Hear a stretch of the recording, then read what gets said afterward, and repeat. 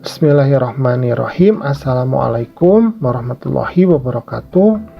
Pada kesempatan kali ini kita akan belajar di kelas 8, babnya yang pertama, yaitu materi melestarikan alam menjaga kehidupan.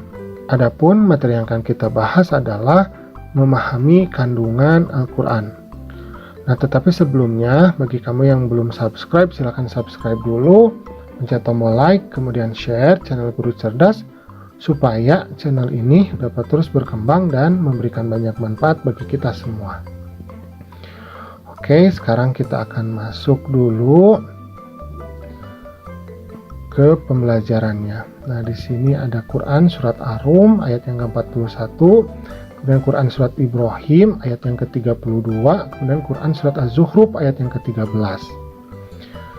Nah, apa saja kandungan dari ayat-ayat mengenai melestarikan alam dan menjaga kehidupan ini?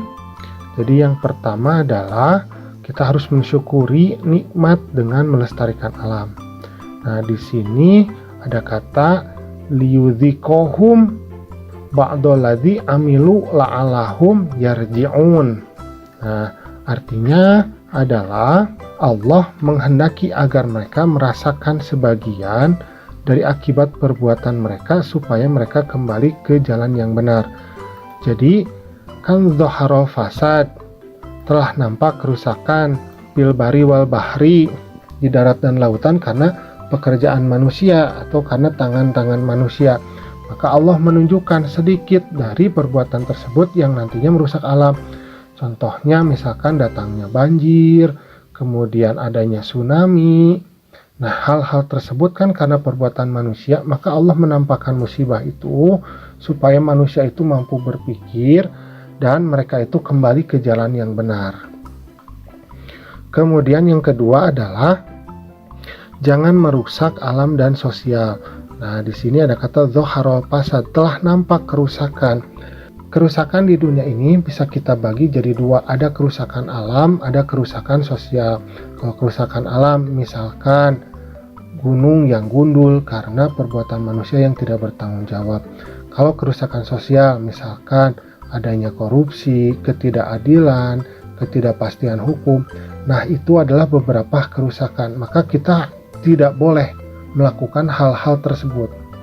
Baik kerusakan alam maupun kerusakan sosial itu akan mengakibatkan liyudzikohum ba'dalladzina amilu.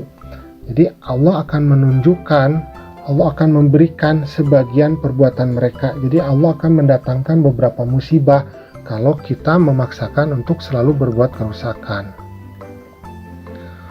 Kemudian yang ketiga adalah alam ini harus dimanfaatkan oleh manusia dan media transportasi, karena itu harus dijaga untuk tetap lestari. Nah, betul ya, jadi alam ini kita manfaatkan apakah hasil alamnya ataupun transportasi yang tercipta darinya.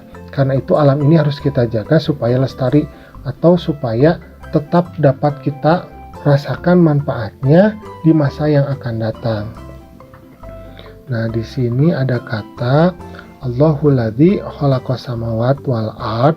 Jadi Allah yang menciptakan beberapa langit dan bumi, wa anzala minas sama, kemudian diturunkan dari langit itu hujan, ma'an, fa akhraja bihi, kemudian dari bumi itu karena adanya hujan muncul buah-buahan yang menjadi rizki bagi kita. Wa sakhara lakumul fulka. Kemudian Allah juga menundukkan bagi kamu itu kapal di tajriya fil bahri, supaya kapal itu jadi mampu dia bertransportasi di laut bi amri, dengan kuasanya. Wa sakhara lakumul anhar. Kemudian Allah juga membuat kita tuh mampu menaklukkan sungai-sungai, baik itu sumber makanan ataupun alam seperti laut, seperti sungai. Ini harus kita jaga supaya kita memanfaatkannya, mengoptimalkannya demi kesejahteraan seluruh manusia.